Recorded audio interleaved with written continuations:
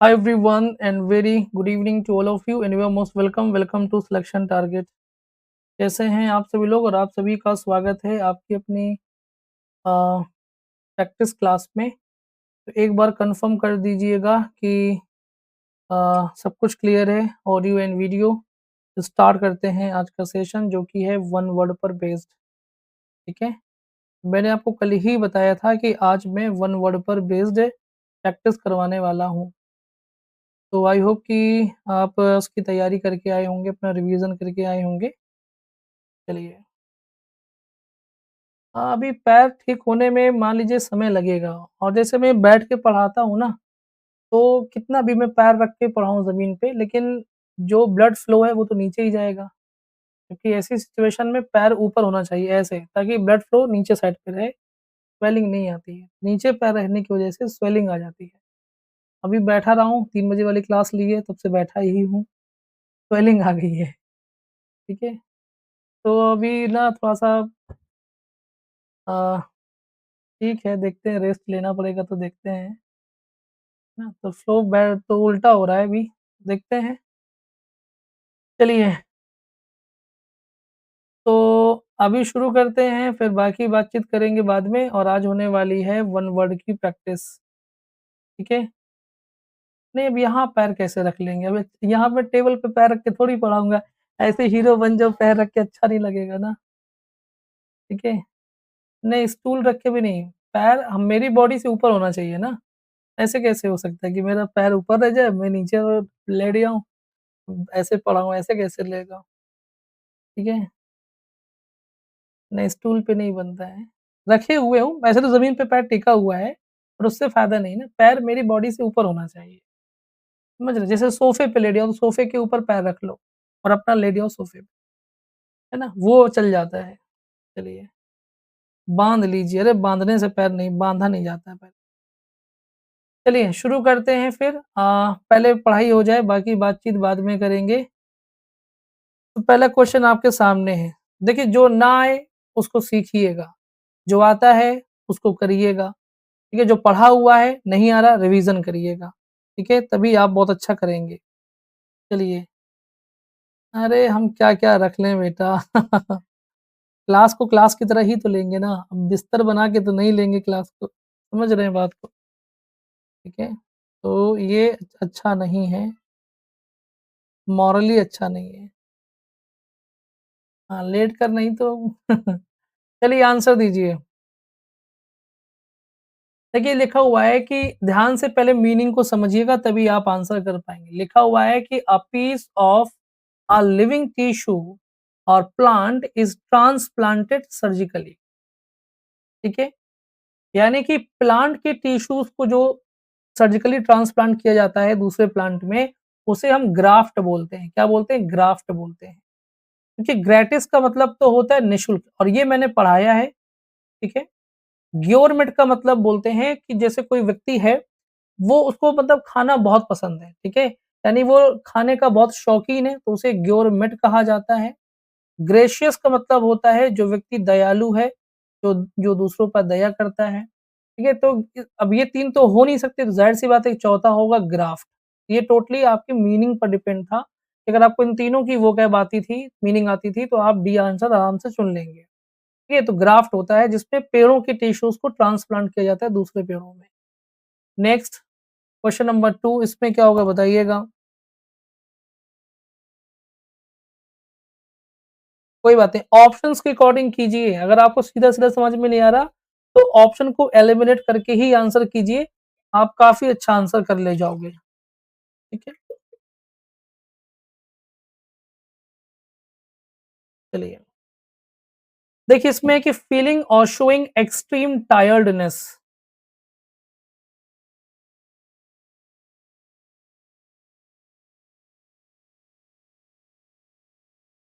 Biopsy इंसानों में होती है।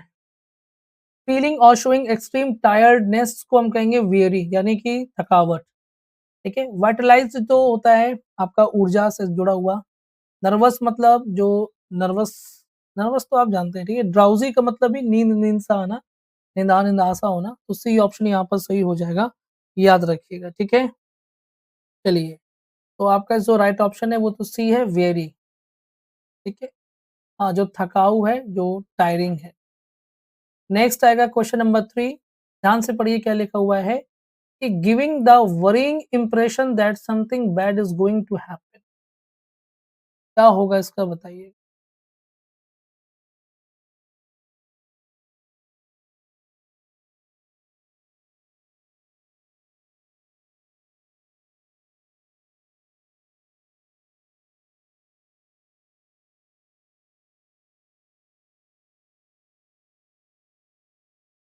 देखिए लिखा हुआ है giving the worrying impression that something bad is going to happen. एक होता नहीं कि कुछ बुरा होने वाला है, ऐसा एक इंप्रेशन, ऐसी चिंता रहती है ना, उसको हम बोलते हैं ओमिनस। आज ही पढ़ाया मैंने 3 वाली क्लास, 3 पीएम वाली क्लास में। ओमिनस का मतलब होता है अशुभ। क्या होता है बेटा? अशुभ। डेजोलेट का मतलब होता है उदास या निराश, ठीक है? और सस्पिशियस का मतलब होता है जो चीज संदेहवादी है। और एक होता है ऑस्पिशियस, ये सस्पिशियस है, और एक ऑस्पिशियस होता है। ऑस्पिशियस का मतलब होता है जो चीज़ शुभ है, ठीक है? ब्लीक का मतलब होता है बेरंग, बेरंग मतलब जो मतलब कलरलेस है, जो एन्जॉयलेस है, उसे हम ब्लीक कहते हैं, ठीक है? तो राइट ऑप्शन सी होगा यहाँ पर, ओमिनस कह सकते हैं। चलिए, क्लियर हो गई बात? इसके बाद में आपको आंसर देना है क्वेश्चन नंबर 4 का क्या होगा बताएँ?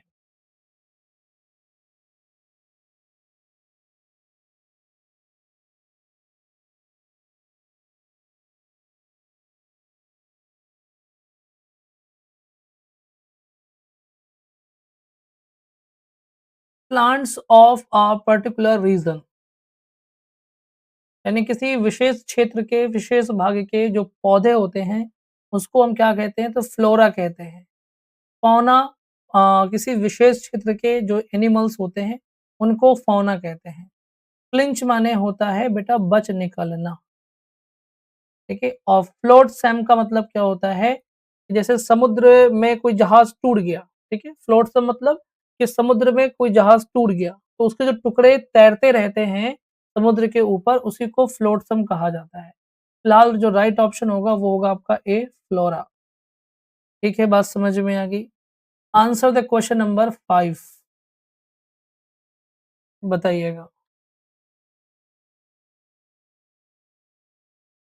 अरे कन्फ्यूज़न क्यों रहता है? फ्लोरा मतलब फ्लावर से जोड़ लीजिएगा, और फ़ौना अपने आप एनिमल हो जाएगा, ठीक है? फ्लोरा फ्लावर से जोड़ लीजिए, सिंपल सी बात।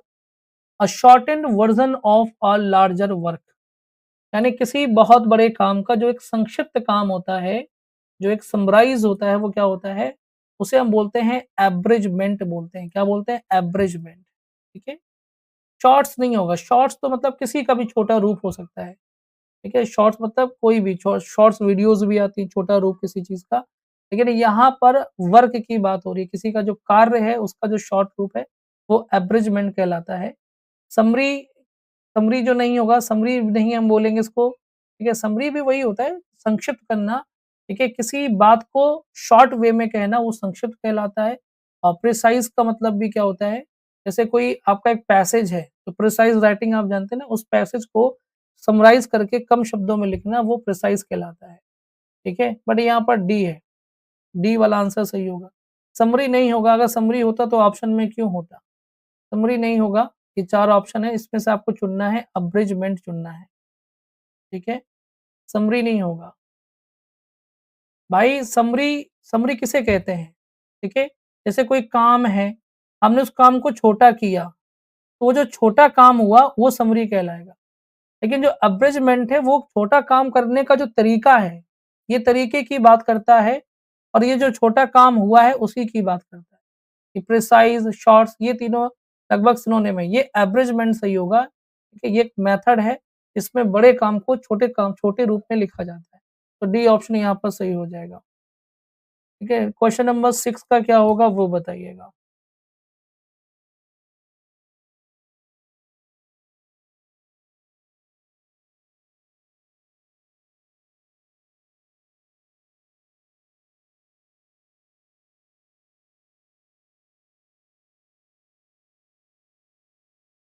इसके बाद में अगला आता है कि a man supervising the exam, यानी जो व्यक्ति सुपरवाइजिंग द एग्ज़ाम, एग्ज़ाम को सुपरवाइज़ करता है, उसे हम बोलते हैं इन्विजिलेटर बोलते हैं। डी ऑप्शंस करेक्ट है ना? आप भी जॉब पा जाओगे तो आपको भी मौका मिलेगा ना सुपरवाइज़ करने का, तो आप भी क्या कहलाएँगे? इन्विजिलेटर कहलाएँगे, निरीक्षक कहलाएँगे आप याद रखिए, ठीक है? एग्ज़ामिनर वो होता है जो एग्ज़ाम्स को चेक करता है, कॉपियों को चेक करता है ना?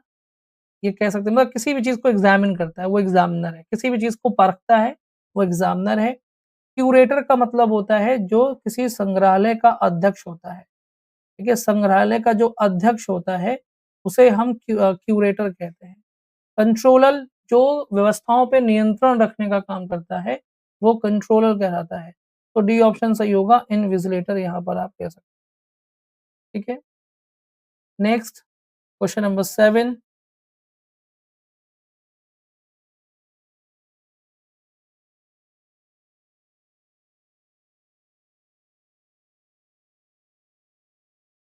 आएगा, आएगा, वो दिन भी आएगा, बिल्कुल। Having or showing an excessively high opinion of one's appearance, abilities or worth. ये बड़ा अच्छा शब्द है ना? मैं आपको इसका बताता हूँ। आप उम्मीद भी नहीं कर सकते कि इसका आंसर क्या होगा, लेकिन इसमें से एक आंसर सही दिख रहा है मुझे, बहुत बढ़िया। इसमें एक्चुअली में होगा आपका वेन, क्या होगा? वेन होगा, ठीक है? क्या होगा? वेन होगा, याद रखिएगा। देखिए कैसा मैं आपको बताता हूँ, क्योंकि वेन का एक मतलब तो होता है व्यर्थ और एक मतलब होता है ये वाला। सेम डेफिनिशन आपको दिख जाएगी जब आप ऑक्सफोर्ड की पढ़ेंगे। ठीक है? हैविंग और शोइंग एन एक्सेसली हाई ओपिनियन, यानी जो व्यक्ति अपने आप को बहुत ही सुंदर, बहुत ही स्मार्ट, बहुत ही वर्दी, बहुत ही मतलब अपनी ही चीज़ को दिखाता है बहुत, उसको हम वेन बोलते हैं। ठीक है? क्या बोलते हैं? हम वेन बोलते हैं। यानी कि अपनी ही तारीफ़ मतलब अपनी ही अपीयरेंस को बहुत सुपीरियर दिखाना, बहुत अपनी योग्यता को दिखाना, ठीक है? वो जो दिखाना है वही वेन कहलाता है। तो राइट ऑप्शन बी होगा यहाँ पर, याद रखिएगा। वेन का मतलब व्यर्थ या खराब भी होता है और वेन का मतलब ये भी होता है, ठीक है? सुपीरियर का मतलब होता है जो किसी काम में एक्सपर्ट हो, ठीक है? जो किसी चीज़ में होशियार हो उसको सुपीरियर कह सकते हैं। और जो ओटियोज़ होता है, ओटियोज़, ठीक है? ओटियोज़ का मतलब भी एक तरह से आप कह सकते हैं कि व्यर्थ, जो किसी काम का नहीं है, निठल्ला, व्यर्थ, ये आप कह सकते हैं। डोमिनियर वो होता है जो दूसरों पर हावी होता है। डोमिनियर जो दूसरों पर हावी होता है उसे कहते हैं। ठीक है? यदि मैं किसी पर हावी हो जाऊँ, तो मैं डोमिनियर हूँ, क्योंकि मैं उस पर हावी हो रहा हूँ, मतलब उस पर अपना कंट्रोल रख रहा हूँ, ये वो नहीं है, ठीक है? तो अपनी बहुत मतलब अपने मतलब बड़बोलेपन को दिखाना या अपने अपीयरेंस को दिखाना, अपनी योग्यता को झाड़ना, दैट इज़ कॉल्ड वेन, ठीक है? इसको ध्यान रखिएगा। आप सर्च कर सकते हैं, आपको मिल जाएगा, तुरंत मिल जाएगा, कोई दिक्कत नहीं है। ये डेफिनिशन डालिएगा, वेन मत लिखिएगा, ये डेफिनिशन डालिएगा, तो आपको आ जाएगा पूरा। ठीक है, नेक्स्ट क्या होगा? Question number 8। ठीक है,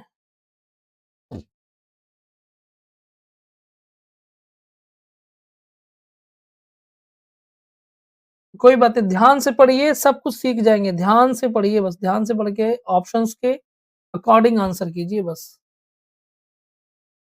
लिखा है the date when both day and night are of approximately equal length, उसको हम लोग क्या बोलते हैं? तो उसको हम बोलते हैं इक्विनॉक्स, है ना? विषुवत रेखा, ठीक है? विषुवत रेखा, ऐसी रेखा जिस पर दिन और रात की जो लंबाई है, वो बिल्कुल समान होती है, उसे हम विषुवत रेखा कहते हैं।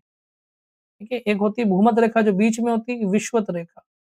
कि इस रेखा पर डे और नाइट बराबर होते हैं, डी ऑप्शन सही होगा। इक्विलिब्रियम मतलब होता है कि किसी भी चीज़ में जो समानता हो, संतुलन की कंडीशन, ठीक है? जैसे किसी भी चीज़ में संतुलन की कंडीशन जो होती है उसे हम इक्विलिब्रियम कहते हैं, ठीक है? इक्विन का मतलब क्या होता है? देखिए इक्विन, अब ये वर्ड कितना यूनिक वर्ड है, मैं बता चुका हूँ हालाँकि। इक्विन का मतलब होता है कि मतलब घोड़े से जुड़ा हुआ, अश्व संबंधी आप कह सकते हैं। ये कोई भी चीज़ जो घोड़े से जुड़ी हुई है उसे हम इक्विन कह सकते हैं, अश्व संबंधी। और ओटियोस का मतलब क्या होता है? तो यही होता है मतलब बेकार कह सकते हैं। ओटियोस मतलब क्या हो सकता है? व्यर्थ, अभी-अभी बताया मैंने, व्यर्थ, जो कोई पर्पज़ का ना हो, बेकार हो, उसको ओटियोस कहा जाता है। और इक्विनॉक्स वो रेखा जिस पर डे और नाइट इक्वल होते हैं, उसे हम इक्विनॉक्स कहते हैं, याद रखिए। ठीक है? तो D option is absolutely correct हो जाएगा। अब ध्यान से पढ़िएगा, आंसर कीजिएगा।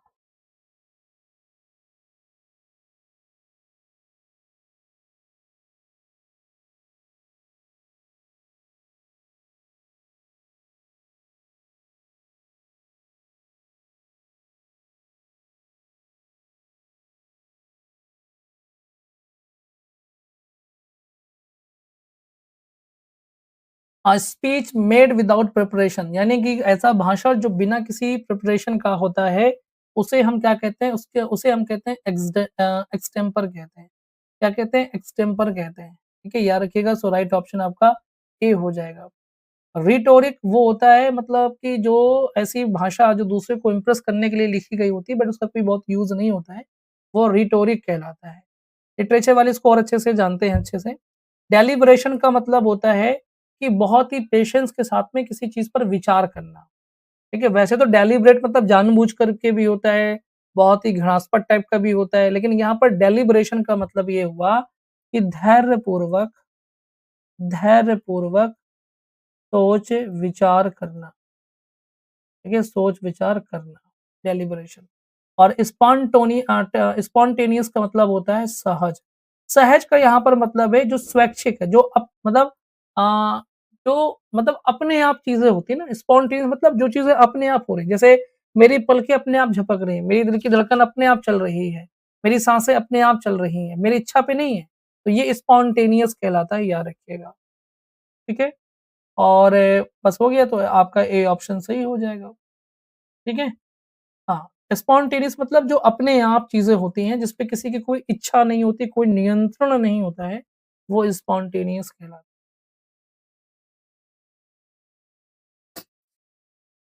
इसमें क्या होगा?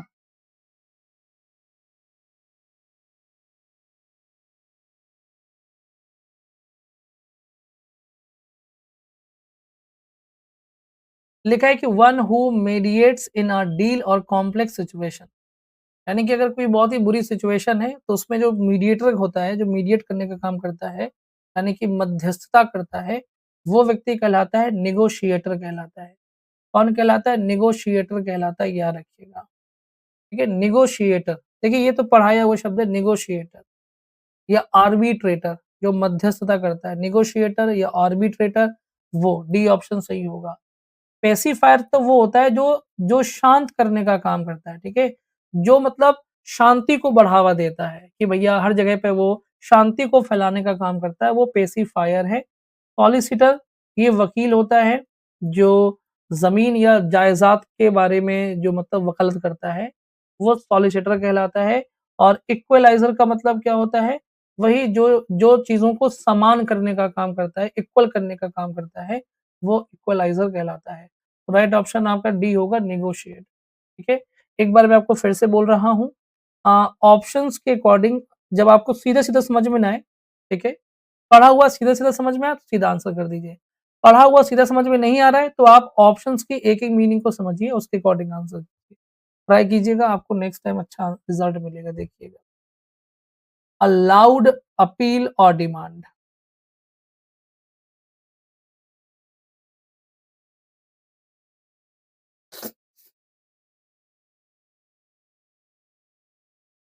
कोई बात नहीं, गलत हो रहे हैं, कोई बात नहीं, सब कुछ पढ़ाया हुआ है, एक आध चीज़ें नहीं आई थी लेकिन सब नया। देखिए ये लिखा हुआ अ लाउड अपील और डिमांड, ठीक है? तो ये एक तरह से वर्ड का मीनिंग है। कौन से वर्ड का मीनिंग है? तो आपको ये चारों वर्ड पता होने चाहिए। अब नहीं पता है तो गलत करेंगे ही आप। अब देखिए जैसे आपने सोचा ना समझा सीधा आंसर लगाना शुरू कर दिया ए, ठीक है? आपने सोचा ना समझा आंसर लगाना कर दिया शुरू ए। प्रोटेस्ट का मतलब क्या होता है? विरोध करना होता है कि नहीं होता? पहले सबका मीनिंग तो समझिए। विरोध करना होता है प्रोटेस्ट माने। और इनटॉरेज, ठीक है? इसका मतलब क्या होता है? ठीक है? तो ये एक्चुअली में पता है, एंटरेज इसका मतलब होता है कि जैसे किसी प्रसिद्ध व्यक्ति के साथ में जो व्यक्ति ट्रैवल करता है उसे एंटरेज बोलते हैं। जैसे मान लीजिए कोई राजा है, ठीक है? उसके साथ में कोई एक और ग्रुप उसके साथ में जा रहा है तो वो एंटरेज कहलाता है। किसी राजा के साथ में या कोई मान लीजिए प्रधानमंत्री हमारे गए किसी देश में, उनके साथ में कोई समूह दल गया तो वो एंटरेज कहलाता है, ठीक है? क्लैमर का मतलब क्या होता है? ये होता है पब्लिक डिमांड। क्लैमर का मतलब होता है मतलब आप कह सकते हैं कि बहुत शोर-शराबे के साथ में जो माँग की जाती है, जो डिमांड की जाती है, क्लैमर मतलब उसी को बोलते हैं। ठीक है? गैम्बिट का मतलब होता है पहला कदम। कोई काम करने में जो हम कदम उठाते हैं, तो पहला कदम जो कहलाता है वो गैम्बिट कहलाता है। तो सी ऑप्शन होगा क्लैमर। क्लैमर तो पढ़ाया गया है शोरगुल। भाई लाउड अपील आदमी चिल्ला-चिल्ला के ही करेगा ना, तो वो एक तरह से शोरगुल हुआ ना क्लैमर। ठीक है? प्रोटेस्ट नहीं हुआ। प्रोटेस्ट का मतलब तो होता है डिमांड करना नहीं होता प्रोटेस्ट। याद रखिए हमेशा प्रोटेस्ट कोई डिमांड नहीं होती। प्रोटेस्ट जो चीज़ चल रही है उसका विरोध करना होता है। हमारी डिमांड नहीं है, हमारा विरोध है कि ऐसा ना हो। लेकिन क्लैमर क्या है? डिमांड है कि ऐसा हो हमारे देश में। इसलिए सी ऑप्शन सही होगा, याद रखिएगा। क्विक आंसर मत कीजिए, ध्यान से सबका मीनिंग समझिए पहले। ठीक है? चलिए।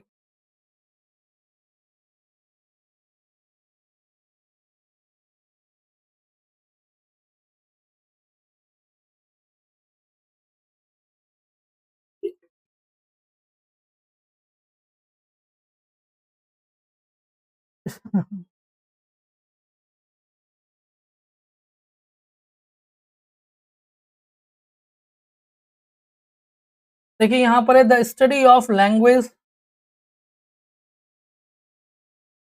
ठीक है? स्टडी ऑफ लैंग्वेज में हो जाएगा फिलोलॉजी हो जाएगा। ठीक है? फिलोलॉजी। ठीक है? लैंग्वेज भाषा का अध्ययन फिलोलॉजी कहलाता है। अब कोई लेक्सिकोग्राफी कर रहा है। ठीक है? जैसे आप लेक्सिकोग्राफी चुन रहे हैं, तो ये भी तो पता होना चाहिए डिक्शनरी के लिए वर्ड होता है। ये तो पढ़ाया हुआ है। डिक्शनरी का अध्ययन लेक्सिकोग्राफी। एंथ्रोपोलॉजी मानव का अध्ययन। ठीक है? मानव जाति का अध्ययन एंथ्रोपोलॉजी, क्योंकि एंथ्रो मतलब होता है मानव और फिलॉसफी मतलब होता है मनोविज्ञान। ठीक है? और तो फिलोलॉजी मतलब फिल माने भाषा, फिलोलॉजी मतलब भाषा का अध्ययन। तो राइट ऑप्शन आपका ए हो जाएगा, सी नहीं हो सकता। डिक्शनरी है ना? हाँ, तो हम लेक्सिकोग्राफी कहते हैं, ए ऑप्शन यहाँ पर सही हो जाएगा। ठीक है? 13 का क्या होगा वो बताइए?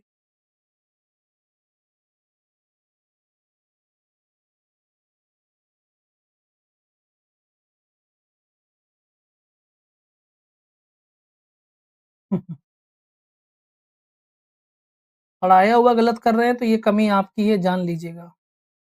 कोई भी बच्चा हो मैं उसको यही बोलूँगा। देखिए शार्प एंड डायरेक्ट कई बार पढ़ाया मैंने। शार्प एंड डायरेक्ट यानी कि जो एसर्बिक है, ठीक है? जो चुभने वाला है, यानी कि जो पेनिट्रेटिंग है, जो एक्यूट है, जो शार्प है, इंसिसिव है, ये ऑप्शन सही होगा।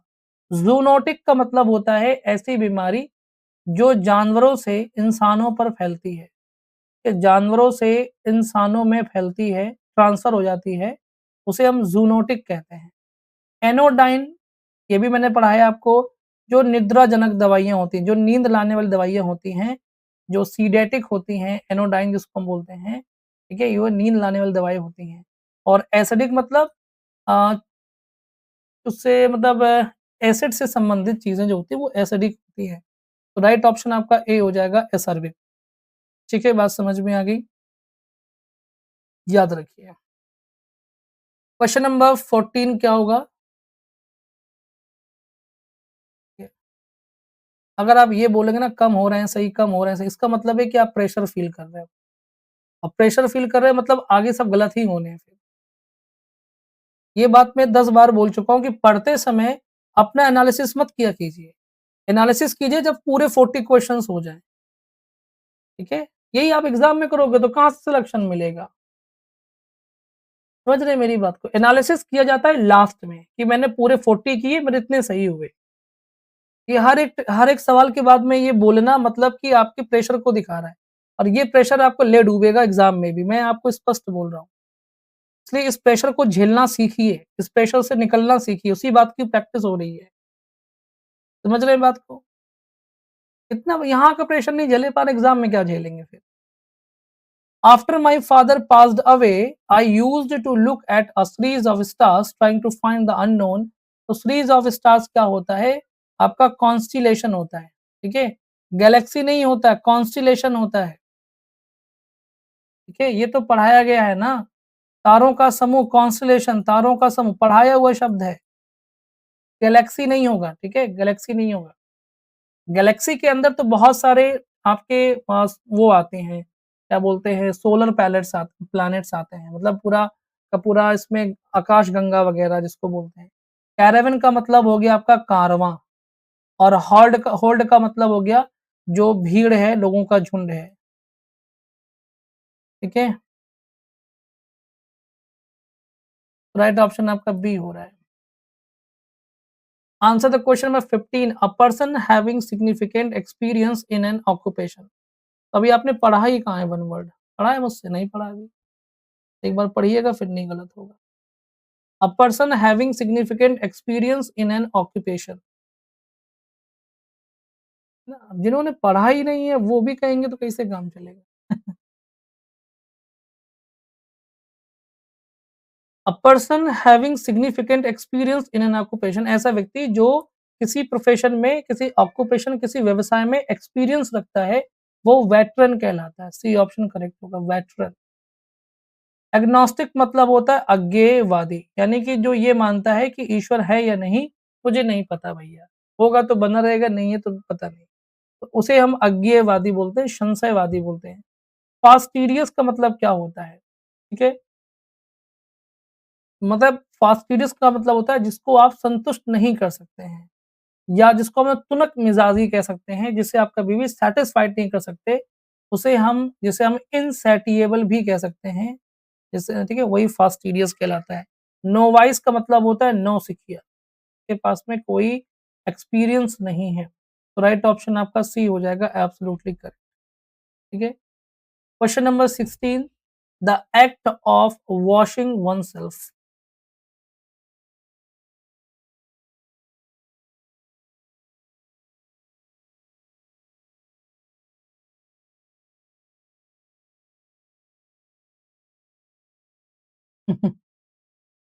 चलिए, the act of washing oneself इसका क्या होगा?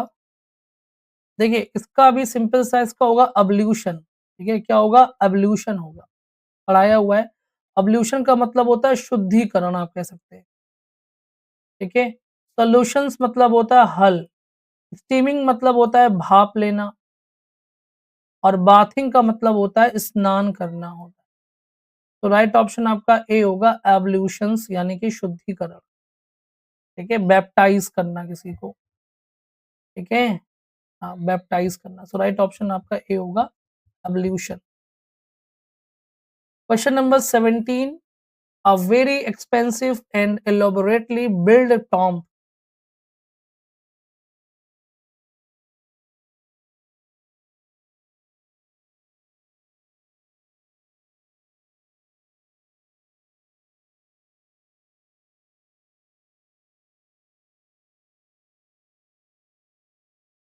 a very expensive and elaborately built tomb, यानी जो बहुत ही महंगा और बड़ा ही मतलब बड़ा ही शानदार जो टॉम होता है, यानी कि मकबरा होता है, उसे हम क्या बोलेंगे?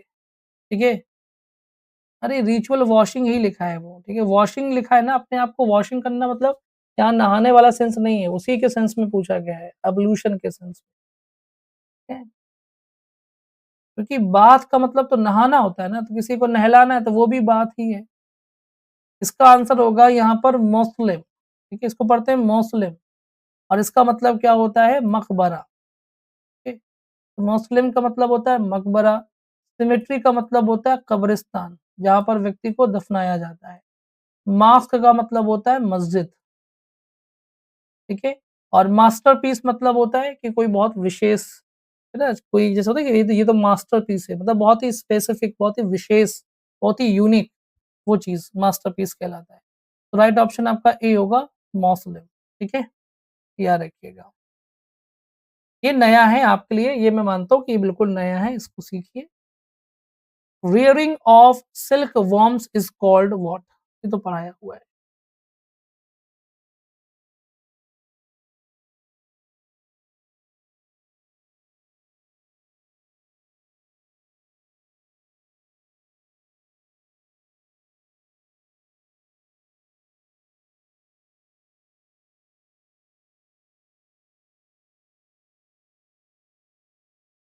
ठीक है, इसमें आ रहा है रियरिंग ऑफ सिल्क, यानी कि रेशमी कीड़ों को पालने का जो कल्चर कहलाता है, जो खेती कहलाती है, वो कहलाती है क्या? बताइए। तो वो कहलाती है आपका सेरीकल्चर, ठीक है? सी ऑप्शन सही होगा सेरीकल्चर। इसी कल्चर का मतलब होता है मत्स्य पालन, ठीक है? मत्स्य पालन जो मतलब मछलियों को पालने का, ठीक है? और एग्रीकल्चर मतलब होता है जो खेती-किसानी वाला या ठीक है? और एपीकल्चर का मतलब होता है मधुमक्खी पालन होता है, ठीक है? मधुमक्खी पालन होता है। तो राइट ऑप्शन आपका सी हो जाएगा यहाँ पर सेरीकल्चर, ठीक है? बात समझ में आ गई? इसको याद रखिएगा। Question number 19 the act of killing one's mother, माँ की हत्या क्या होगी बताइए?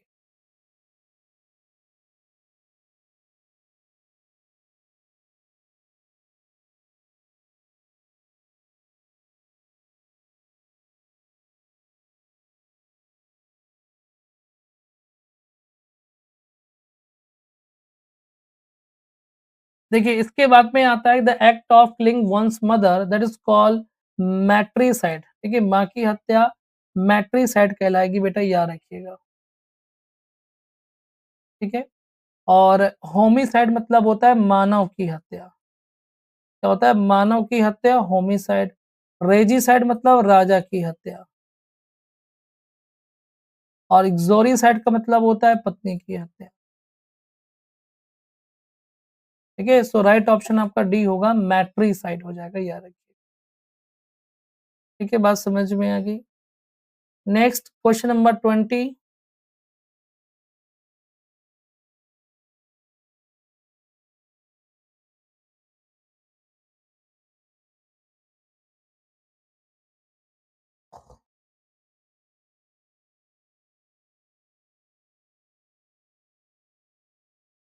Today my dad will teach me how to make a small shelter for my dog.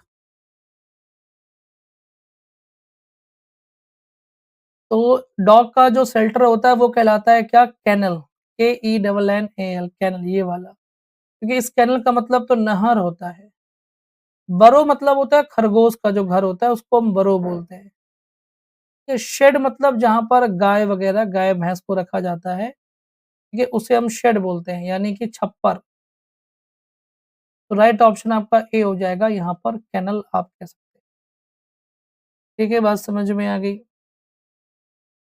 इसके बाद में आपको आंसर देना है क्वेश्चन नंबर 21।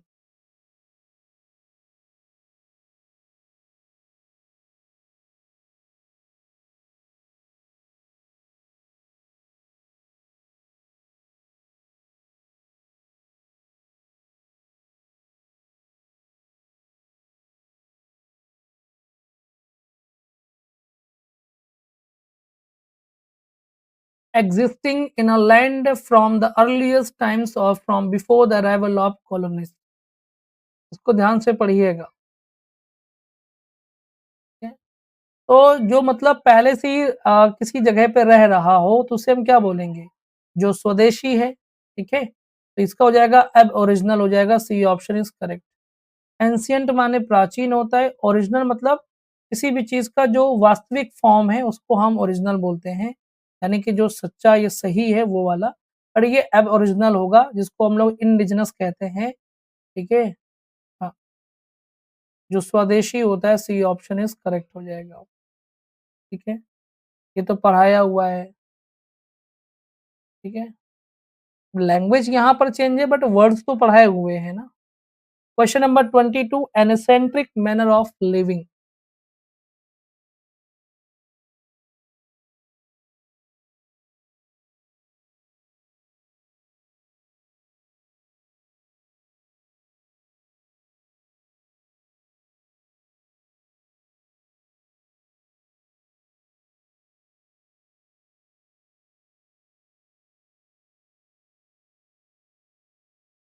देखिए an eccentric manner of living that is called bohemian, ठीक है? बोहेमियन होगा यानी ऐसा व्यक्ति जो अपने हिसाब से ज़िंदगी जीता है, ठीक है? जो एक नॉर्मल रूल्स ऑफ लाइफ को फॉलो नहीं करता है, वो बोहेमियन कहलाता है, ठीक है? न्यूमिस्मैटिस्ट वो होता है जो सिक्कों को कलेक्ट करता है, ठीक है? जो डिफरेंट-डिफरेंट टाइप के सिक्के होते हैं, कॉइन्स उनको कलेक्ट करता है, वो न्यूमिस्मैटिस्ट कहलाता है ना?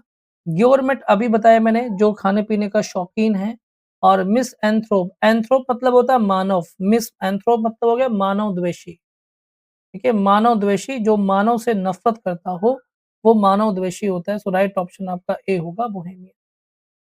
नेक्स्ट आता है 23 the property left to someone by a will.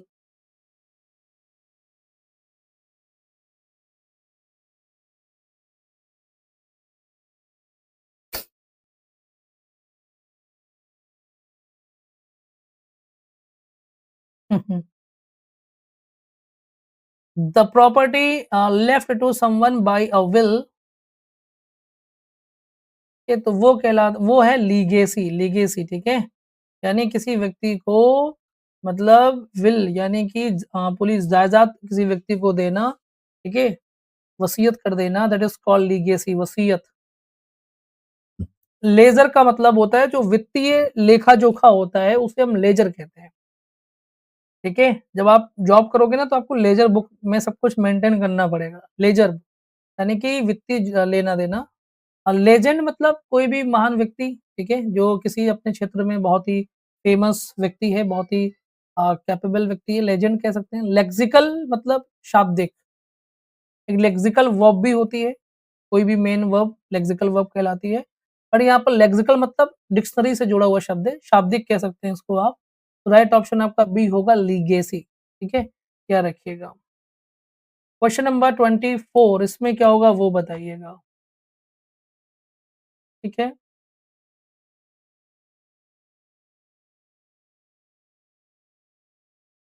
हाँ, बिल्कुल, बीक्विथ भी कह सकते हैं, बीक्विथ, है ना? वसीयत में देना, बीक्विथ भी कहा जा सकता है, सही है।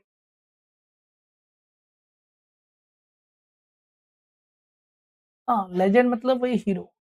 स्मॉल आइलैंड को हम क्या बोलेंगे? आइलेट, ठीक है? आइलेट बोलेंगे बेटा, आइलेट। स्मॉल आइलैंड को आइलेट कहा जाता है, ठीक है? लैगून तो होता है जैसे मान लीजिए ये समुद्र है, मान लीजिए यहाँ समुद्र है। तो समुद्र का जो पानी आ करके और ज़मीन पर एक ऐसे छोटा-सा तालाब बना देता है, तो समुद्र का पानी जो आ कर के इस तालाब को भरता है ना, ये लैगून कहलाता है। इसी को बोलते हैं हिंदी में समुद्र ताल, क्या बोलते हैं? समुद्र ताल बोलते हैं, ठीक है? यानी समुद्र से बना हुआ तालाब, बात समझ में आ गया? क्लोज़ेट क्या होता है क्लोज़ेट? जो घर में अलमारी बनी रहती है ना, ठीक है? जो हम लोग घर पे अलमारी बनवाते हैं, वो क्लोज़ेट कहलाती हैं।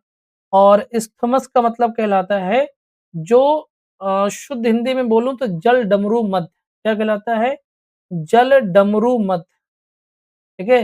ये क्या होता है? जैसे मान लीजिए बहुत बड़े-बड़े वो हैं, क्या हैं कि आइलैंड्स कह सकते हैं, बहुत बड़े-बड़े हैं जैसे ये, ठीक है? बहुत बड़े-बड़े हैं और इनके बीच में जो ये पानी की ये जो जगह है ना, ये जो पानी है, इसी को हम बोलते हैं इस्थ्यूमस बोलते हैं, ठीक है? याद रखिएगा।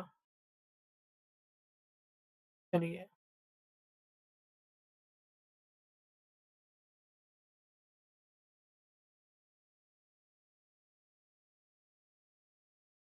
चलिए, ठीक है? इसके बाद में आपको इसका आंसर क्या होगा बेटा? आइलेट। क्वेश्चन नंबर 25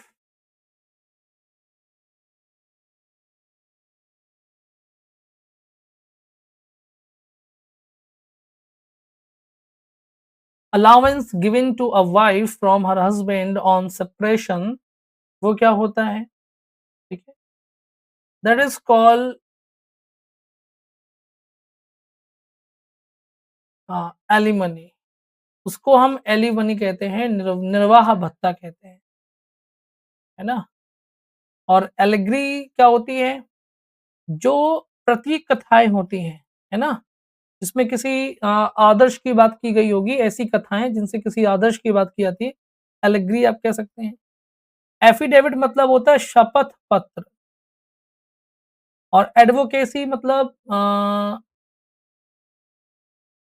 देखिए कभी-कभी क्या होता है ना कि एकदम एग्ज़ैक्ट हिंदी, ठीक है? जैसे एडवोकेसी एडवोकेट होता है वकील, तो एडवोकेसी का मतलब हो गया समर्थन कह सकते हैं आप, ठीक है? क्योंकि वकील क्या करते हैं? समर्थन करते हैं।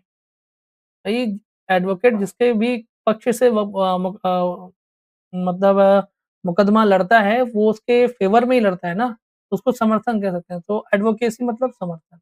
तो राइट ऑप्शन आपका बी हो जाएगा एब्सोल्यूटली करेक्ट।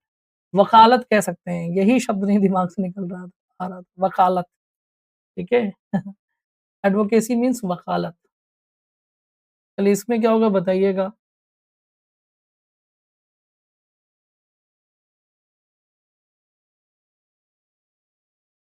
हाँ,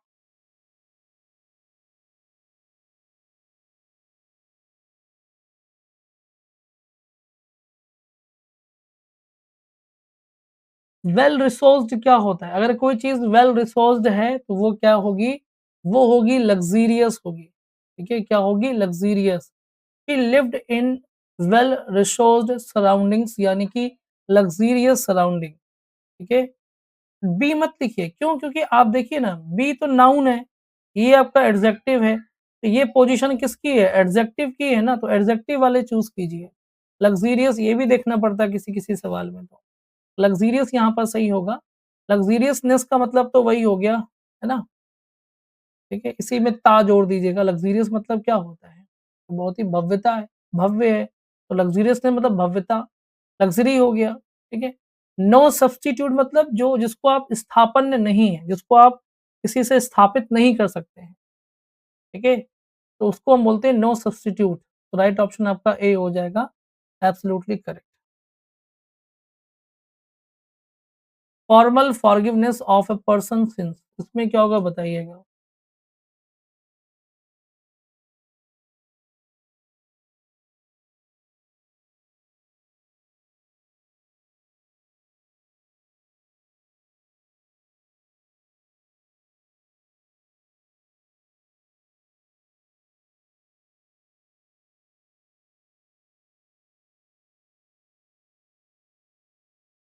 अब देखिएगा इसमें आपको लगेगा इसमें आप कन्फ्यूज़ हो जैसे लिखा हुआ है फॉर्मल फॉरगिवनेस। आप खुद सोचिए ना कि फॉरगिवनेस वर्ड तो वो यहाँ पर दे रखा है, तो वो आपसे फॉरगिवनेस तो नहीं पूछेगा ना। यानी कि किसी व्यक्ति के पापों की क्षमा जो होती है वो कहलाता है एब्सोल्यूशन। मैंने इसको भी पढ़ाया है कि भाई ट्रिक भी बताई थी मैंने कि अब सॉल्यूशन मिल गया है उसको माफ़ कर दो, ठीक है? कि भई अब तो सॉल्यूशन मिल गया है उसको माफ़ कर दो। एब्सोल्यूशन यानी क्षमा, ठीक है? ये चीज़। फॉरगिवनेस का मतलब होता है कि जैसे आप किसी से गुस्सा हैं, उस नाराज़गी को ख़त्म कर देना उस व्यक्ति के प्रति दैट इज़ कॉल्ड फॉरगिवनेस। लेकिन उसके किसी व्यक्ति के पापों पापों को माफ़ कर देना, पाप और गलती में फ़र्क है। पाप को माफ़ कर देना दैट इज़ कॉल्ड एब्सोल्यूशन, ठीक है? बी ऑप्शन सही हो जाएगा और ये एब्सोल्यूटिज़्म इसी वर्ड से बना हुआ है। क्षमावाद जिसको हम कहते हैं क्षमावाद और ये एवोल्यूशन है यानी कि धार्मिक स्नान कह सकते हैं या पवित्रीकरण कह सकते हैं। अभी जस्ट मैंने आपको बताया, तो बी ऑप्शन एब्सोल्यूशन यहाँ पर सही हो जाएगा। ठीक है? समझ में आ गई बात? क्वेश्चन नंबर 28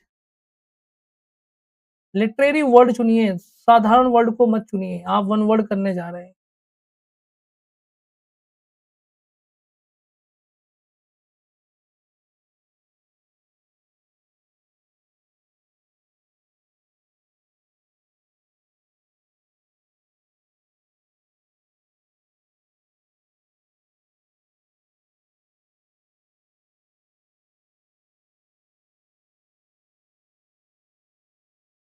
चलिए इसमें क्या होगा, ठीक है? अब इसमें लिखा है कि होल्डिंग ऑन टू समथिंग और keeping an opinion with determination, ठीक है? डिटर्मिनेशन मतलब इसका हो जाएगा टीनेशियस यानी कि जो दृढ़ निश्चयी है, पढ़ाया मैंने सिनोनिम एंटोनिम में। टीनेशियस है ना, दृढ़ निश्चयी कह सकते हैं आप, ठीक है? है ना, टेनेसिटी मैंने आपको बोला दृढ़ निश्चयी, तो ये बी ऑप्शन सही होगा। डिटर्मिनेशन वाली बात जो है ना? और ग्रेशियस का मतलब होता है वही दयालु, कृपालु और obnoxious का मतलब होता है घिनौना। obnoxious मतलब क्या होता है? आप कह सकते हैं घिनौना होता है obnoxious का मतलब, ठीक है? लोकेशियस का मतलब क्या होता है? जो बहुत बातूनी होता है, उसे हम कहते हैं लोकेशियस, बातूनी। कहीं पर भी LOQ या LOC दिखता है, मतलब वो बातों से जुड़ा हुआ शब्द है। लोकेशियस मतलब बातूनी होता है, ठीक है? तो बी ऑप्शन सही होगा टीनेसिटी, कि टीना जो है वो सिटी में बड़ी दृढ़ता के साथ रहती है। मैंने ये ट्रिक भी बताया था। क्वेश्चन नंबर 29 अ परफेक्शनिस्ट, इसको हम क्या बोलेंगे?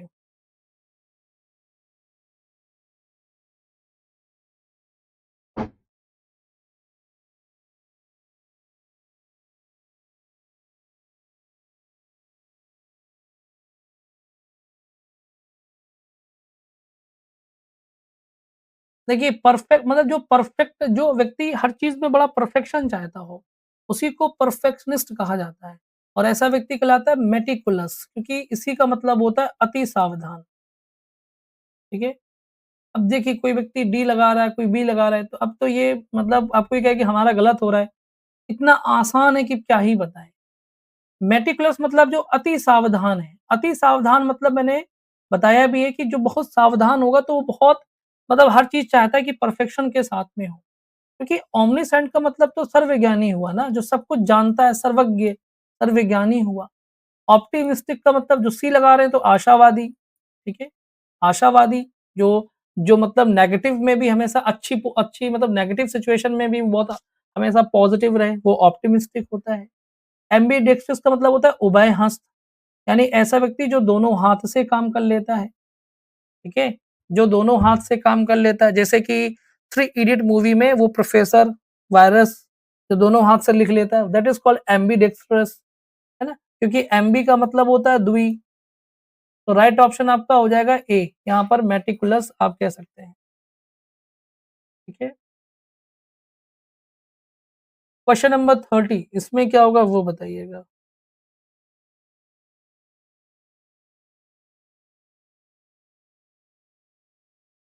अब आप इसी सेशन को पीडीएफ से दोबारा सॉल्व कीजिएगा। अगर आप हर बार ऐसा करेंगे तो डेफिनिटली आपका रिजल्ट अच्छा होगा, है ना? रिवीजन नहीं करोगे तो कैसे काम चलेगा?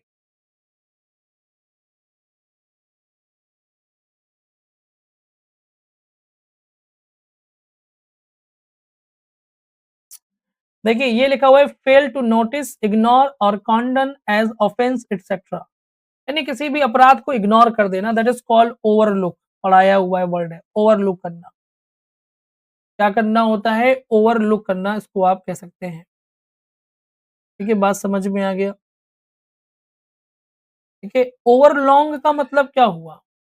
ओवरलॉन्ग का मतलब हुआ जो चीज़ बहुत मतलब ओवर लंबा है ना? जो चीज़ ओवर लंबा है, उसी को बोलेंगे हम, ठीक है? चलिए, याद रखिएगा, ठीक है? अब ये सब वर्ड इतने कोई कोई वर्ड नहीं है, ये सब डी ऑप्शन सही हो जाएगा, ओवरलुक मतलब कि नज़रअंदाज करना, ठीक है? डी ऑप्शन सही होगा। इन शब्दों का कोई मतलब नहीं है, ये ऐसे ही लिखे गए हैं आपको डिस्ट्रैक्ट करने के लिए। क्वेश्चन नंबर 31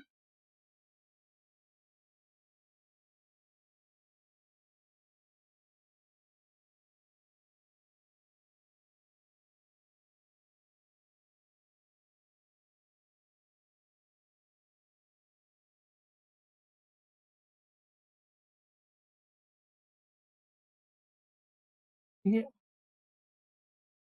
देखिए इसमें लिखा हुआ है a room where dead bodies are kept until burial, यानी कि ऐसी जगह, ऐसा कमरा जहाँ पर डेड बॉडी को तब तक रखा जाता है जब तक उसे दफना नहीं दिया जाता, दैट इज कॉल्ड मॉर्चुरी, ठीक है? क्या बोलते हैं? मॉर्चुरी बोलते हैं, सी ऑप्शन सही होगा। सेनेटोरियम का मतलब क्या होता है? स्वास्थ्य को हम बोलते हैं, देखिए सेनेटोरियम जहाँ पर सैनिटाइज किया जाए व्यक्ति को, मतलब कि स्वास्थ्य सुधार केंद्र आप कह सकते हैं, ठीक है? स्वास्थ्य सुधार केंद्र को सैनिटोरियम कहा जाता है। म्यूजियम का मतलब जो संग्रहालय होता है जहाँ पर पुरानी चीज़ों को र रखा जाता है, ठीक है? और सफारी मतलब जो जंगल में वन्य सैर-सपाटा जिसको हम कह सकते हैं, वन्य सैर-सपाटे वाली जगह को हम सफारी कहते हैं। ठीक है? जैसे सफारी आपकी इटावा में बनी हुई है, लायन सफारी, है ना? वो सी ऑप्शन यहाँ पर सही हो जाएगा मॉर्चरी। क्वेश्चन नंबर 32 में क्या होगा?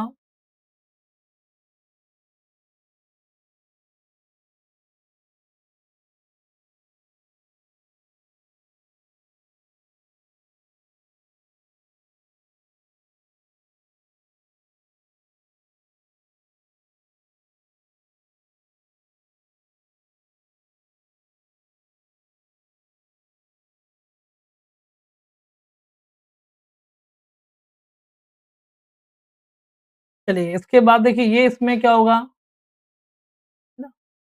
ठीक है, the act of damaging the good reputation of someone, यानी किसी की रेपुटेशन को खराब करना मतलब उसको डिफेम करना, ठीक है? उसको हम बोलेंगे डिफेमेशन, किसी की रेपुटेशन खराब करना।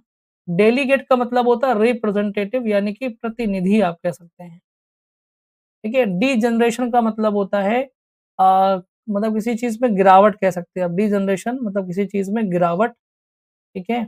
और डिफेक्शन का मतलब होता है दल-बदल, ठीक है? डिफेक्शन का मतलब क्या होता है? दल-बदल होता है, ठीक है?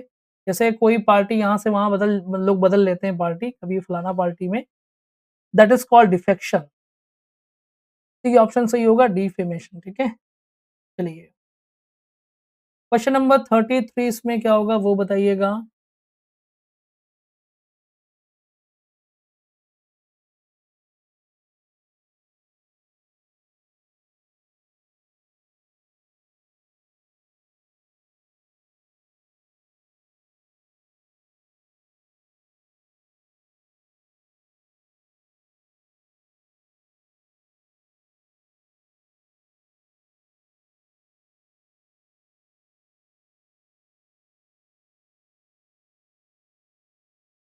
देखिए, यहाँ पर लिखा हुआ है कि an exaggerated statement not to be taken seriously और literally that is called hyperbole, क्योंकि हाइपरबोल का मतलब ये होता है अतिशयोक्ति, यानी कि है ना, जो बात को बहुत बढ़ा-चढ़ा कर के बोला जाता है जिस पर आप विश्वास नहीं कर सकते।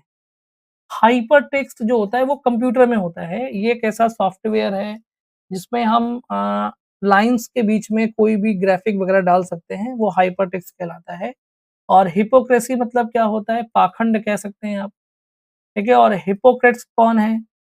तो आप जानते हैं कि ये फादर ऑफ मेडिसिन को भी हिप्पोक्रेट्स कहा गया है। बाकी हिप्पोक्रेटिक क्रेट्स मतलब समझ रहे हैं? हिप्पोक्रेट्स जो कहा गया था वो फादर ऑफ मेडिसिन को कहा जाता है हिप्पोक्रेट्स, फादर ऑफ मेडिसिन को,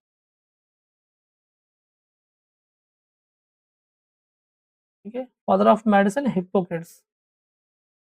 फिलहाल राइट ऑप्शन आपका बी होगा हाइपरबोलिक यहाँ पर एकदम करेक्ट। नेक्स्ट आएगा इसमें क्या होगा बताइए? हाँ, एचटीएमएल इन कंप्यूटर यस।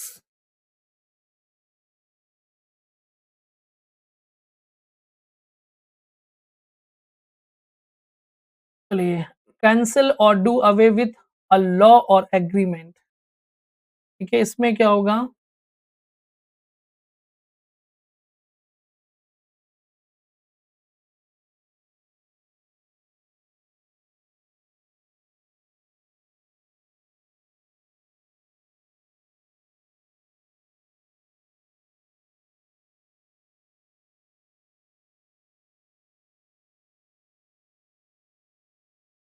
देखिए यहाँ पर बात समझिएगा, लिखा हुआ है कैंसल और do away with a law और एग्रीमेंट।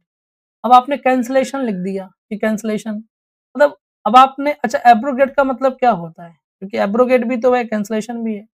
तो जब किसी लॉ को कैंसल किया जाता है ना, तो उसके लिए वर्ड यूज़ होता है भाई निषिद्ध, that is called abrogate, okay? समझ रहे हैं? कैंसलेशन का मतलब तो आप कोई पार्सल मँगा रहे हैं, उसको भी आपने रद्द कर दिया, तो वहाँ कोई कानून रद्द थोड़ी किया है। कानून को रद्द करना और किसी भी नॉर्मल चीज़ को कैंसल कर देना, दोनों में डिफरेंस तो होता ही है।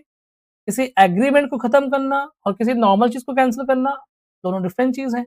इसलिए एब्रोगेट यहाँ पर होगा, कैंसलेशन नहीं होगा यहाँ पर, गलत है। अल्टीमेशन का मतलब क्या होता है? ठीक है? मतलब अल्टीमेशन का मतलब आप कह सकते हैं जो एकदम ठीक है? जो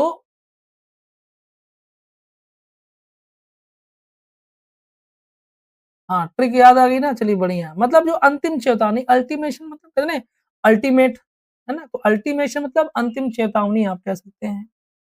और प्रोरोगेशन का मतलब क्या होता है? तो प्रोरोगेशन का मतलब होता है जो पार्लियामेंट में स्थगन होता है ना, जो सत्रावसान होता है, यानी किसी सत्र को जो रोक दिया जाता है कुछ समय के लिए, that is called prorogation, okay? Prorogation मतलब जो सत्र को रोक दिया जाता है वो। राइट ऑप्शन आपका ए होगा यहाँ पर abrogate. Question number 35 my uncle is पढ़िए और आंसर दीजिए।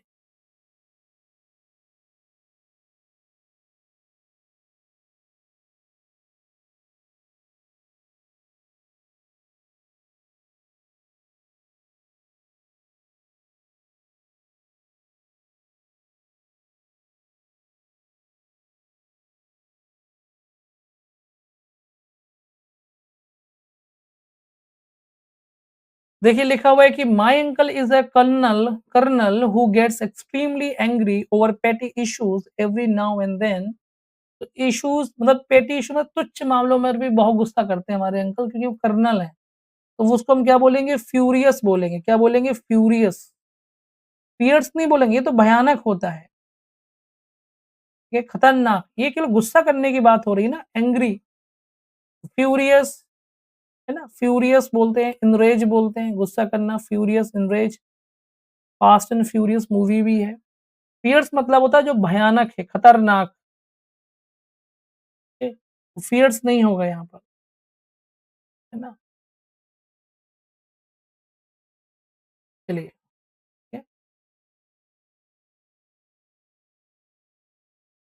मतलब जो फियर्स मतलब यहाँ पर वायलेंट के सेंस में भी हो जाएगा। यहाँ पर वायलेंट के सेंस में, यानी फियर्स मतलब जो भयानक है लेकिन वायलेंट वायलेंट है। और फ्यूरियस मतलब जो आप कह सकते हैं जो केवल क्रोध करता है, ठीक है। फ्यूरियस मतलब जो केवल क्रोधी है, बात समझिएगा, है ना। वैसे काफी क्लोज है ये, काफी क्लोज पूछ लिया है, ऐसा सवाल फंस सकता है ना? ये और ये दोनों लगभग काफी क्लोज हैं, लेकिन फ्यूरियस को सही माना गया है, तो आप यहाँ पर ए सही कीजिएगा। हीटेड मतलब बहुत गर्म हो जाना, वायलेंट माने हिंसक हो जाना। ओके, तो राइट ऑप्शन आपका ए हो जाएगा, फ्यूरियस हो जाएगा। लेकिन मैं भी होता अगर, तो मैं गुस्से की वजह से फ्यूरियस ही चुनता, क्योंकि फियर्स वायलेंट के सेंस में ज़्यादा है ना? फ्यूरियस, ये फियर्स जो है वो वायलेंट के सेंस में ज़्यादा है, फ्यूरियस गुस्से के सेंस में ज़्यादा रहता है, तो ये मैं होता तो ए ही चुनता आपकी जगह। क्वेश्चन नंबर 36 इसमें क्या होगा वो बताइएगा?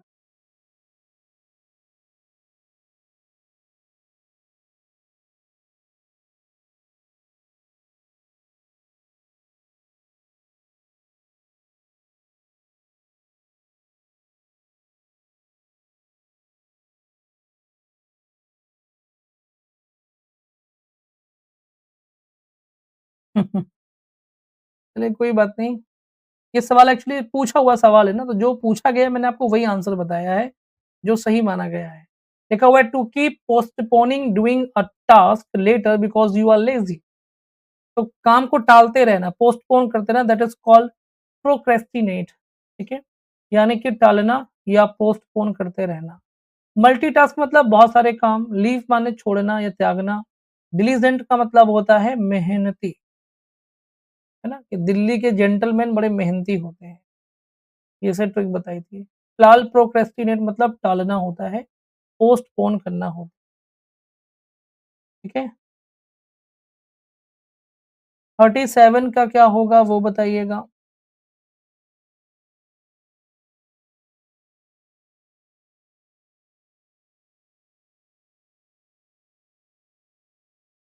हुँ।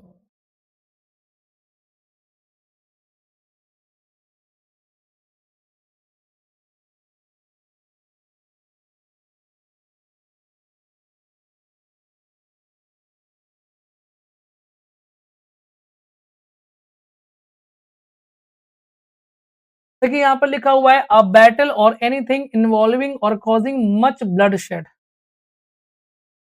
ठीक है? बात समझ में आ गया?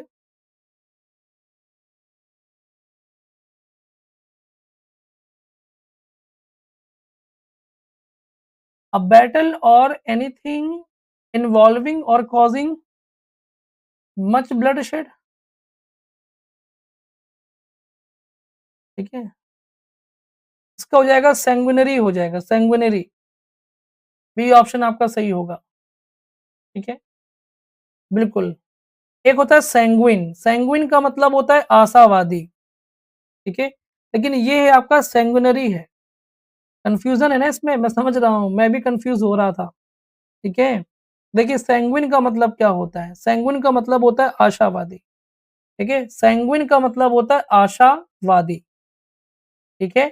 लेकिन सैंग्विनरी का मतलब है अ बैटल और एनीथिंग इन्वॉल्विंग और कॉजिंग मच ब्लडशेड। आप इसको सर्च करके देखिएगा, आपको आंसर मिल जाएगा, ठीक है? ऑटोक्रेसी का मतलब होता है जिसको हम बोलते हैं कि अराजकता, मतलब अ, अराजक वाला जो राज्य होता है उसे हम ऑटोक्रेसी कहते हैं, निरंकुश। शब्द हिंदी बड़ा मुश्किल हो जाता है कभी-कभी, निरंकुश, ठीक है? और इनएफेबल का मतलब होता है जो वेरी ब्यूटीफुल मतलब बहुत सुंदर। इनएफेबल का मतलब होता है जो बहुत सुंदर होता है, जिसको हम डिस्क्राइब नहीं कर सकते हैं, जिसका हम वर्णन नहीं कर सकते हैं, इतना सुंदर इनएफेबल, ठीक है? और रेड टैपिज्म का मतलब क्या होता है? ये तो होता है वही लाल फीताशाही, ठीक है? लाल फीताशाही। टू मच मतलब official interference that is called red tapism, है ना? लाल फीताशाही। तो राइट ऑप्शन बी होगा। आशावादी आ रहा है, गलत आ रहा है, ठीक है? हमको बत भेजिएगा तो हम आपको स्क्रीनशॉट भेज देंगे डेफिनिशन का। सैंग्विनरी का क्योंकि आप गूगल में हर चीज़ सही से देखना बहुत ज़रूरी है, ठीक है? सैंग्विन मतलब आशावादी होता है और सैंग्विनरी मतलब होता है टू मच ब्लड शेड, ठीक है? Too much blood shed. मैं आपको उसका स्क्रीनशॉट दे सकता हूँ, यदि आपको चाहिए हो तो मुझसे ले लीजिएगा, ठीक है? स्ट्रॉन्ग हॉस्टिलिटी इसका क्या होगा वो बताइएगा?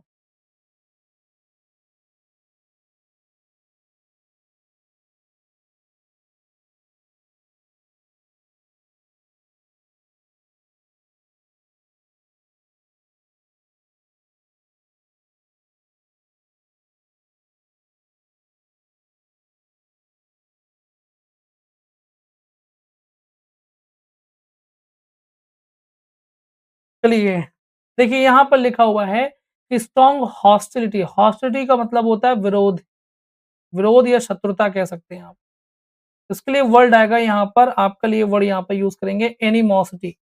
मैंने पढ़ाया है कि एनिमोसिटी, एनिमोसिटी कि कोई भी मौसी हो, अगर वो देखेगी कि मेरी बहन का लड़का बहुत तरक्की कर रहा है तो उसको बुरा लगेगा लगेगा। ये है वही विरोध की भावना एनिमोसिटी, ठीक है? कॉमिटी का मतलब होता है सौहार्द और एनोनिमिटी का मतलब क्या होता है? तो जैसे आपने जानता हुआ है जाना है ना आपने, ठीक है? ठीक है? एनोनिमिटी यानी जैसे एनोनिमस नहीं होता है, ऐसे एनोनिमिटी यानी गुमनाम, गुमनाम है कोई, बदनाम है।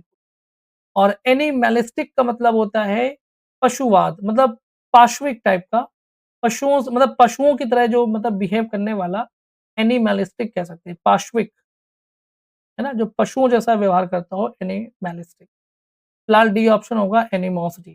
कॉमिटी सौहार्द और एनोनिमिटी मतलब गुमनाम और एनिमलिस्टिक मतलब कि पाश्विक, ठीक है? Question number 39 murder of an infant इसका मतलब क्या होगा बताइए?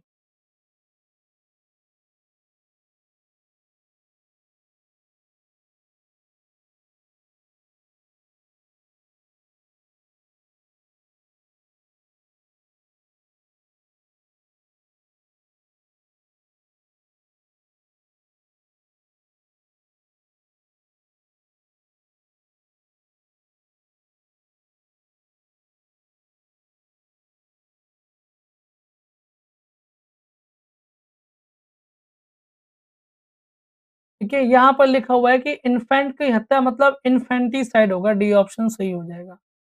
फोर्टिसाइड नहीं होगा, ठीक है? फोर्टिसाइड नहीं होगा। फोर्टिसाइड और फेटिसाइड लगभग एक ही शब्द हैं, ठीक है? बस दोनों में फ़र्क हो सकता है कि अमेरिकन और ब्रिटिश वाला हो, वरना दोनों का एक ही मतलब होता है और वो होता है भ्रूण हत्या, ठीक है? इसमें केवल ओ गायब है, तो ये दोनों एक ही शब्द है, फोर्टिसाइड, ठीक है? याद रखिएगा और सैक्रिफाइस जो है ये आपका होता है त्याग।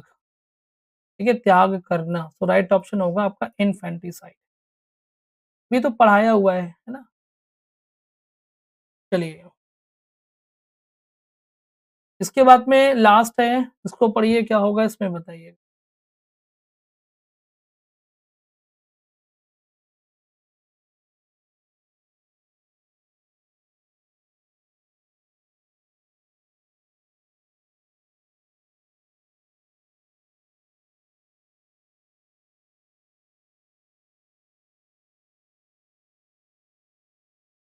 ठीक है, तो देखिए इसमें लिखा हो वन हू लव्स ह्यूमैनिटी और बिलीव्स इन यूनिवर्सल ब्रदरहुड इसका आंसर होगा आपका फिलैंथ्रोपिस्ट यहाँ पर कह सकते हैं, यानी कि मानव प्रेमी कह सकते हैं, जो इंसानियत से प्रेम करता है।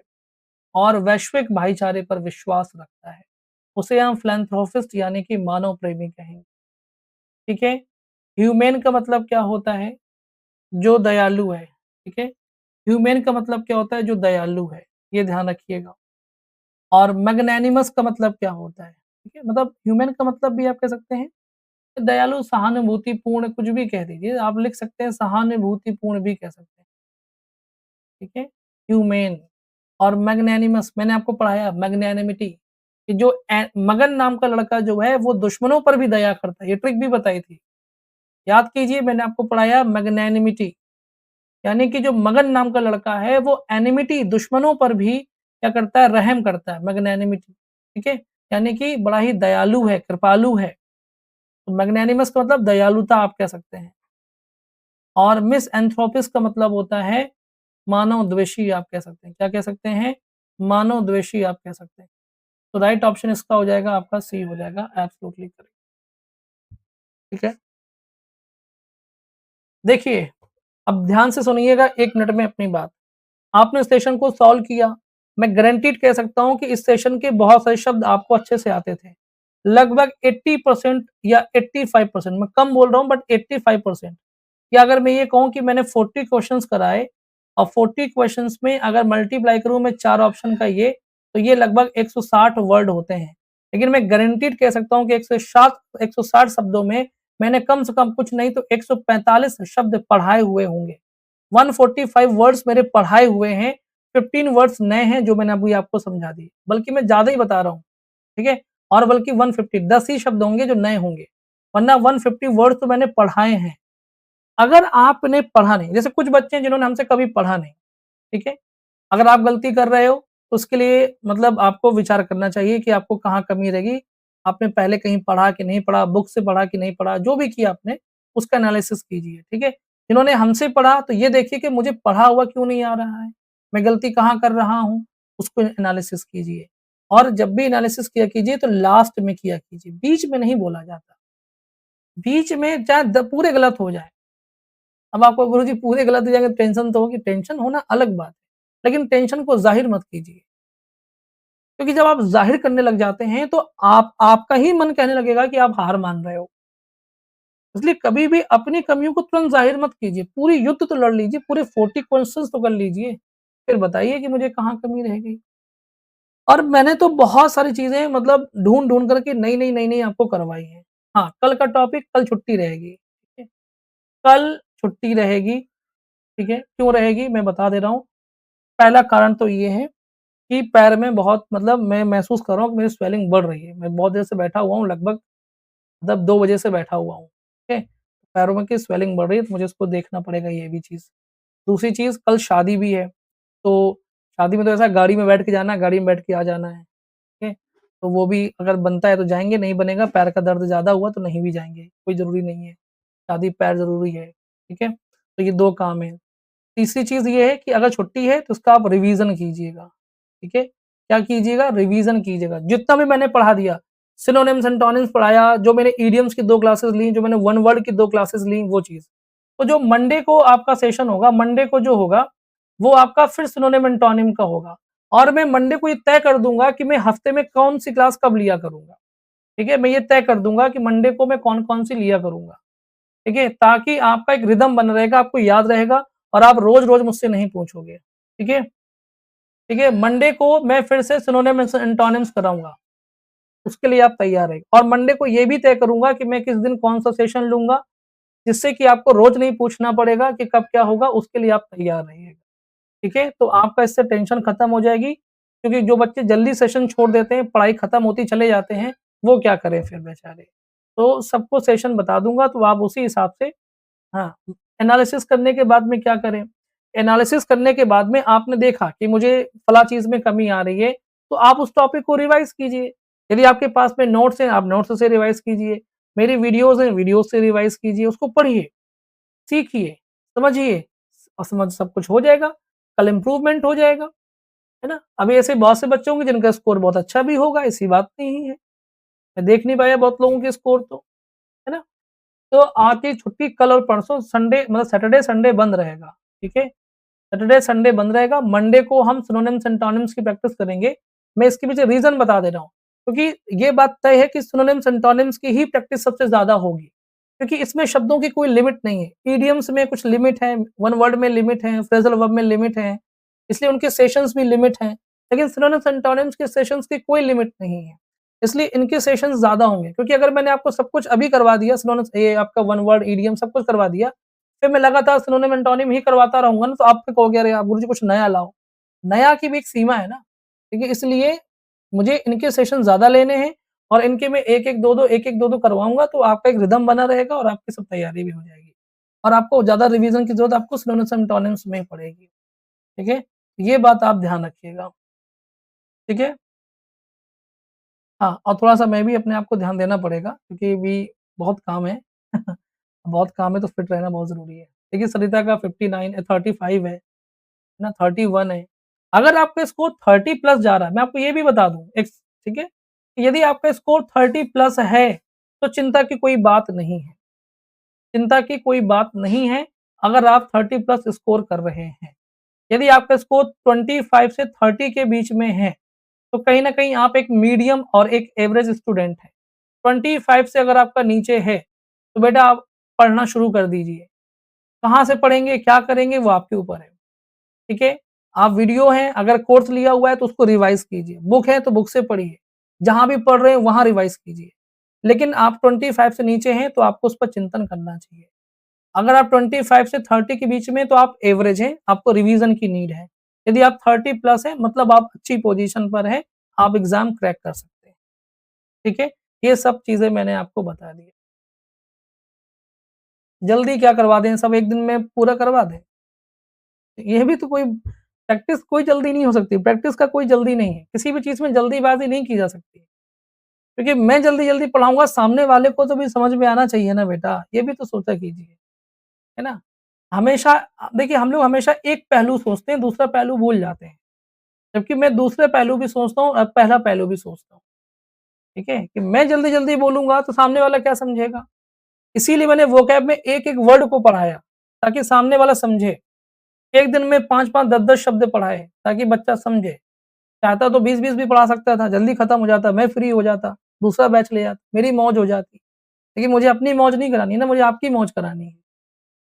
समझ रहे हैं मेरी बात को? देखिए, अगर आप बहुत जल्दी भूलते हैं तो it is just lack of revision, ठीक है? देखिए मेरी बात सुनिएगा, ध्यान से समझिएगा। मैंने आपको पढ़ाया, ठीक है? मैंने आपको ट्रिक्स समझाई, मैंने आपको टेक्निक समझाई, लेकिन आपने उसका अभ्यास नहीं किया, तो भूलेगा, ठीक है? आपने उस शब्द पे टाइम नहीं दिया, भूलेगा। समय नहीं दिया, भूलेगा। अच्छा एक बात बताइए, लगभग मैं देखता हूँ कि बच्चा जो है वो एक जगह नहीं 4-4 जगह तो पढ़ ही रहा है। मोस्टली बच्चा पढ़ रहा है। वो भले ही कहें कि हम नहीं पढ़ रहे, बट मोस्टली बच्चा 4 जगह पढ़ता है।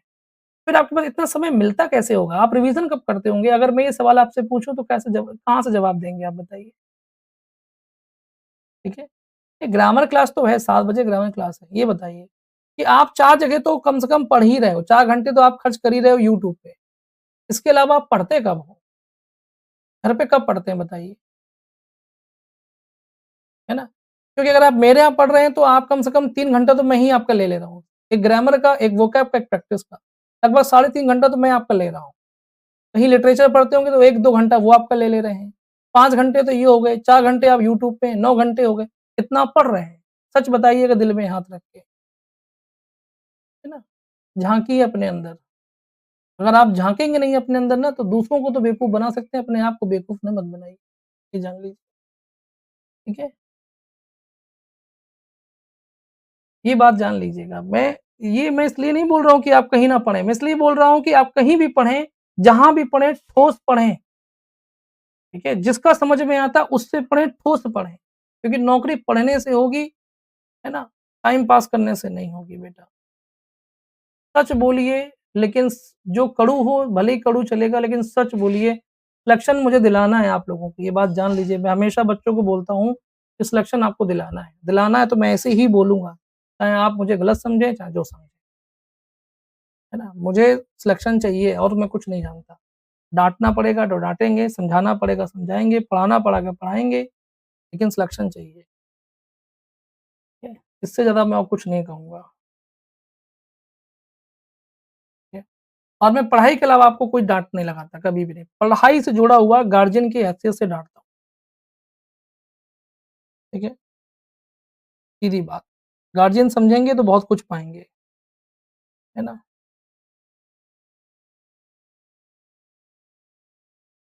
ठीक है? मेरी वोकैब पढ़ लीजिए, पढ़ के देखिए आप, जब मैं कह रहा हूँ कि अगर आपने नहीं पढ़ा है तो पढ़ के देखिए, 100% वोकैब आपका उसमें फँस जाना है ना? इतना मेहनत मैंने कोई थोड़ा-मोड़ा नहीं पढ़ाया है बेटा, कम से कम सवा सौ वीडियोज़ हैं वोकैब की, समझ रहे हैं मेरी बात? सवा सौ वीडियो खाली वोकैब की हैं, synonyms, antonyms, one word, idiom, phrasal verb मिला कर के, सवा सौ वीडियोज़। कौन टीचर पढ़ाया आपको मुझे बता दीजिए, कंपैरिज़न कर लीजिएगा। सवा सौ वीडियोज़ मेरी खाली रहती है, 122, 125 वीडियोज़ मेरी खाली वोकैब की हैं। लगभग 90 टू 100 वीडियोज़ मेरी रहती हैं ग्रामर की। कौन इतना पढ़ाया मुझे बताइएगा ज़रा? हुँ? इतना मुझे पढ़ के दिखाइए पहले। जितना मैंने पढ़ा इतना पढ़ के दिखाइए, सिलेक्शन ले जाइए। पढ़ के तो दिखाइए मुझे, तैयार करके तो दिखाइए इतना सब कुछ, है ना? एक-एक शब्द को समझाया, 10-10 बार समझाया, 20-20 बार समझाया, उसको रिपीट किया, बार-बार सेशंस में रिपीट किया, आपको सिखाया, याद हो जाए, याद हो जाए, याद हो जाए, है ना? मेहनत उतनी आप कर लो जितनी मैं कर लेता हूँ तो आपका काम हो जाएगा, है ना? मैं बता रहा हूँ, मैं जब से मैंने वोकैब पढ़ाया है, बच्चे आज इंग्लिश का न्यूज़पेपर पढ़ते हैं और डिक्शनरी नहीं खोलनी पड़ती उनको। बहुत रेयर हो तो खोलनी पड़े, नहीं खोलनी नहीं पड़ती, है ना? आप किसी का भी मॉक टेस्ट लगाइए, किसी का भी टेस्ट लगाइए, आपका हो जाएगा। लेकिन तैयार हो तब, नहीं तैयार है तो मेरा ही नहीं लगा पाएँगे आप, दूसरे का तो बहुत दूर की बात है। चलिए, ठीक है? तो ये सिंपल सी बात है। मेरा कहने का मतलब बस इतना रहता है कि जो भी कंटेंट आपके पास में है, उसको याद कीजिए। Don't waste your time, don't waste your money, ठीक है? क्योंकि समय वापस नहीं आएगा। पैसा तो आप कमा भी लोगे दोबारा, लेकिन समय नहीं वापस आएगा, है ना? चलिए, अब आज के लिए बस इतना ही है। अब आपसे मिलेंगे हम कल। कल मतलब मंडे को मिलेंगे, ठीक है? ग्रामर वालों से शाम को 7 बजे मिलेंगे। आपकी क्लास चलेगी अभी अपनी क्लास। थोड़ा रेस्ट भी मिल जाएगा, तब तक पैर नॉर्मल हो जाएगा थोड़ा-सा। अभी तो स्वेलिंग आ गई है, ठीक है? बिल्कुल लक्ष्मी जी, है ना? ठीक है? हाँ, बिल्कुल सोने से पहले पीडीएफ खोल के रिवीज़न करिए। मैं पीडीएफ भी इसलिए देता हूँ कि ताकि आप पीडीएफ से रिवाइज़ करें। करते ही नहीं हैं तो क्या करेंगे?